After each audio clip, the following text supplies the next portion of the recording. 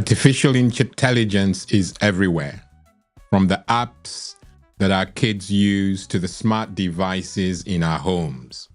But how much do we really know about how AI handles our family data?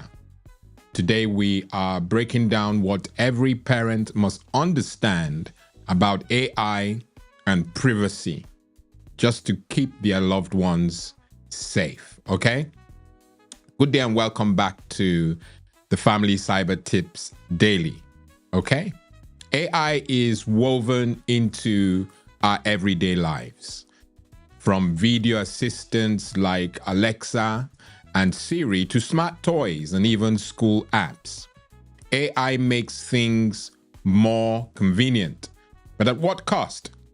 Today, like I mentioned, we'll explore how AI affects your family's privacy and what you can do to stay in control. Okay? So we're going to do what we do. Every week we'll go section by section and give you reasons to leave here empowered. Okay?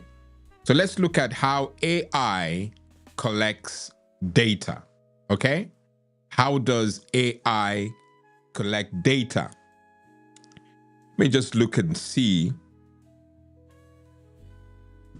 How AI collects data is where we're going just now, okay? So we have, in fact, many AI-powered apps and devices collect information about us. We kind of covered that yesterday in yesterday's bulletin, tracking what we say, search, and even when or where we go. Have you ever noticed how a toy or app magically knows what your child likes? That's AI analyzing data. But who has access to this data and how is it being used? This is crucially important. It's not something that we, can easily just ignore. Because AI is delivering does not mean that we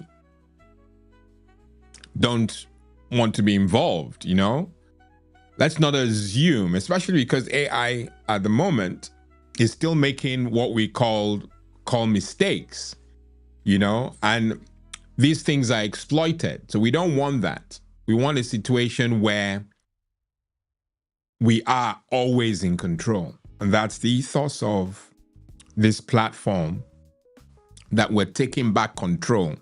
AI has taken us further and is doing a wonderful thing, but we still want to have control. Okay? This is so important, and I don't want you to, miss that. And that's why I'm kind of remaining here, So the collection of data, you need to know where your data is hosted, should bother you, especially with the breaches that we are often hearing happen, away from us. Let me see if we can share the risks associated with AI and privacy. And we're zeroing in on how it affects you and I, how it affects the family, okay? AI-driven systems can store and analyze vast amounts of personal information, and that's why AI is really a thing, okay? AI is basically Google on steroids, and a bit more. Let me not undersell it, but basically how you and I used to, and this is so wonderful, used to Google, not encyclopedia, Google. We used to just use Google and get to our information, and then we thought it was cheating. But how slow is Google now? Okay? And that's just because AI, like I mentioned, can store and analyze vast amounts of the same information. Because if you use ChatGPT and DeepSeek, you can find that most of what we're asking AI to do, they're fetching it from the same repository as Google. but they just have a lot more going on in terms of the intelligence and how they're computing. All right. But ultimately, it's just systems storing and analyzing vast amounts of, personal information. And this raises risks, and risks like data tracking. Companies can build detailed profiles on our children. Remember, we're focusing on the impact it has, that's AI and privacy, that it has on families. Companies can build detailed profiles on our children. Then you have targeted advertising. Kids may be exposed to personalized, sometimes manipulative ads. AI makes mistakes too, And then you have security breaches, and this is a huge risk. If companies storing your data get hacked, your personal information could be exposed. And then, of course, we have the bias in AI. AI is not perfect. You will soon hear, if you use AI long enough, a term, hallucinations. AI is not perfect. It makes mistakes. In fact, when AI puts out information based on your prompts, there are mistakes in there. You still have to research it because it's pulling a lot of information and it's making a decision. It's not always correct. AI isn't perfect sometimes. It makes unfair or incorrect decisions based on flawed data. So if Google is flawed, the data in Google, which many claim is misinformation, disinformation, incorrect, and AI is pulling that data, then it's flawed. Okay, so it's not perfect, but believe me, it does a good job. So there's no way this is to hit or knock AI. AI is fantastic. There's a lot more, and we're talking to the 1,000th power. And that's just, I'm giving you a picture. Comparing it to Google, there's no match at all. So there's no way I can knock AI, but it is not perfect, which is why we must still be involved in decisions made about privacy, family privacy. Okay? So those were the risks that are associated with AI and family privacy. And so it shouldn't be rocket science. The next section that we must look at is how can we protect our family privacy? How at all can we do that?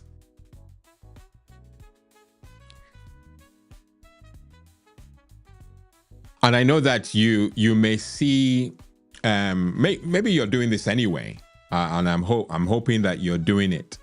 Okay, you know that your child is on social media. There's Facebook privacy settings. There's Instagram. There's Snapchat. All those platforms have privacy settings. Okay, so you can protect your family's privacy in an AI-driven world, okay? Don't just leave it up to AI to do everything. Check your kids' privacy settings, all right? Review and limit data collection on apps and devices. Use strong passwords and 2FA, which is two-factor authentication or multi-factor authentication. You've got to use them. That's how you protect yourself from, AI doing damage. All right. So 2FA or multi-factor authentication gives you the secondary layer of protection. And then the strong passwords, complex passwords, unique passwords, like we mentioned yesterday, they all secure your accounts with strong authentication methods. Okay. Another will be limit smart devices in your children's rooms. Just thinking about it, I remember sharing this or, talking about this on a video a few years ago. Limit smart devices in kids' rooms. Your kids' rooms are private spaces. To avoid devices that they may buy from, unsupported or untrusted vendors. And you could have a smart device in the room that is always listening, always listening to conversations. Remember sharing that hackers were able to hack a child's laptop's camera, or let me say laptop first, and they were able to turn the camera on. Even thinking about it is horrifying. Okay, so limit smart devices in kids' rooms. Smart watch, smart light, smart this, smart that, anything smart. Smartphone. In fact, on your phone, some people have a privacy camera or privacy sticker on the camera so that no one can hack your camera and still, see what you're doing. So please limit them. Okay, I stayed there just a bit because it's important. Another thing to do to protect family privacy will be to talk to kids about data privacy. Teach them not to share personal information online. The last, maybe there's one more, but I'll give you this one. Stay informed. And how beautiful it will be that every evening you're here with me, and I will continue to pour into you so that you are informed. Keep up with AI privacy. Privacy laws governing AI that you and I need to be aware of. How far does it go? What sort of protection does it give you? Okay? And also enable parental controls. Those do have a place, in addition to you being hands-on with your young ones, okay?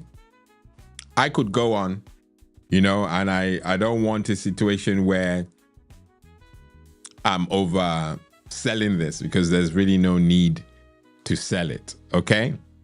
Ultimately, we are after a picture or a setting where every family is like what you're seeing there. I know that I'm a dreamer, but I dare to dream. Ultimately, if everyone in the family is, dialed in to keep everyone safe, that picture that you see right there is possible. Of course, I rather also that it's mixed up with offline engagements, because that's the balance that we talk about. In fact, talking about balance, we're going to talk about that tomorrow. But ultimately, we want families to dig in together. AI is powerful, but so is knowledge. So is family engagement, okay? So by taking small steps, we can ensure our families enjoy technology safely without compromising privacy. All right? If you found this video helpful, you know what to do, okay? Give it a thumbs up. That's the thumbs up, not the other one. I can't even demonstrate it just in case you make a mistake. It's really a like. Like the video if you liked it. Share it with other parents. And please subscribe for more family tech tips, okay? Stay safe online, and I'll see you tomorrow at 6 p.m. I've been your host, Lawrence Edem. God bless and goodbye.